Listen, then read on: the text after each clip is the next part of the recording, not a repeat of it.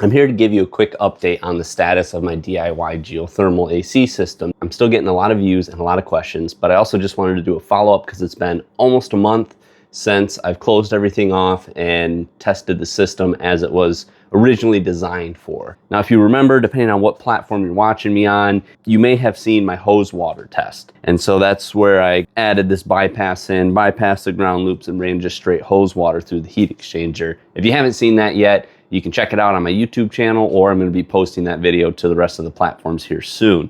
But I'm really curious, now that everything has been setting underground for about a month and we've had some good rains, what the water temperature is coming out of my ground loops. If you'll remember from my original test, as soon as I fired the system up, I was getting about 68 degrees, which is not enough to have much of a cooling effect. I mean, if it's 100 degrees, it's going to be cooling, but if it's 75 degrees, it's not going to be cooling a whole lot. I have a sneaky suspicion that it's not going to be much different. Not because the ground loops don't have the capability of cooling down the water. I just think it's really going to take a full winter or maybe even 2 winters for the ground to fully stabilize after it was disturbed and uncovered for as long as it was. So I'll pull out my app here.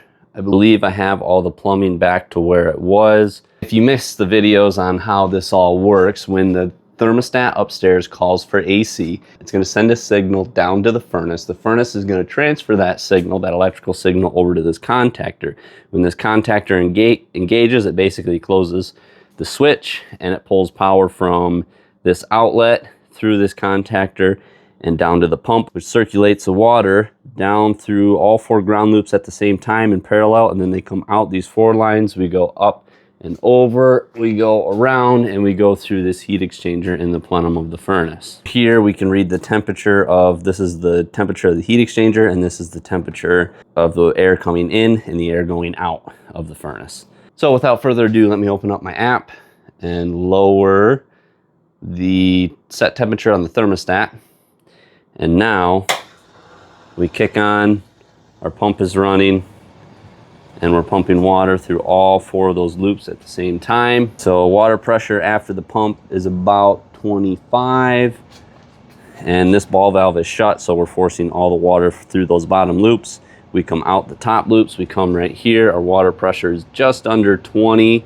We've got 3.2 gallons a minute flowing. We've got an air vent here, and then we go up and over, and water temperature is 69 degrees at the plenum. Now, I'm gonna give it a few minutes to run before we actually call any measurements. So the next rendition of this is I DIY'd the ground loops. Now I need to DIY the heat pump. The idea is that I'm going to submerge the condenser coil of a window air conditioner in a water jacket and then pump that water through my ground loops to keep it relatively cool, which will increase the efficiency of the air conditioner because the condenser is not sitting out in the hot sun, it's submerged in cool water, and I don't have to have that window air conditioner actually in a window. It can be in my basement, and I conduct the cool air through the plenum of my furnace and circulate it evenly throughout the house. So it's been running for, I don't know, maybe 15 minutes, and we still have our water temperatures here. This is incoming water temperature measuring right there. This is water temperature going into the ground loops right there.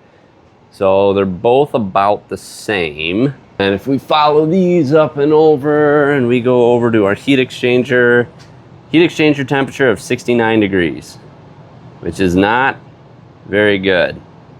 Like I said, I'm not surprised by this. I figured we'd be getting just about the same temperature. I'm getting a temperature split of about 1.5 degrees.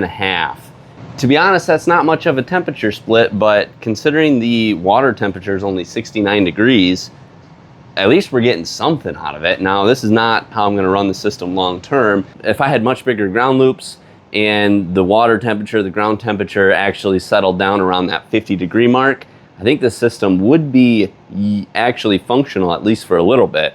But stay tuned, because right here is where the window unit's gonna get set, and I'm gonna start working on that and the plumbing, and then hopefully I'll have a video out soon on that. So drop me a comment and let me know how long you think it would take for this ground temperature to equalize. The ground loops are saying 69-degree water temperature.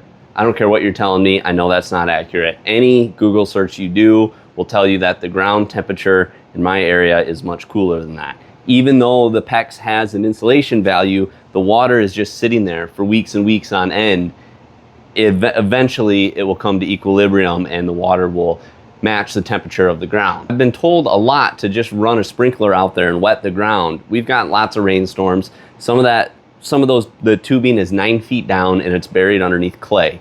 It's gonna take an enormous amount of water to actually get down there. It's not sandy soil, it's hard packed clay. And really, there's not hardly any water that actually infiltrates down through the clay.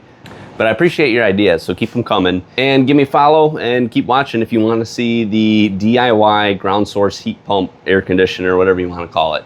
Thanks.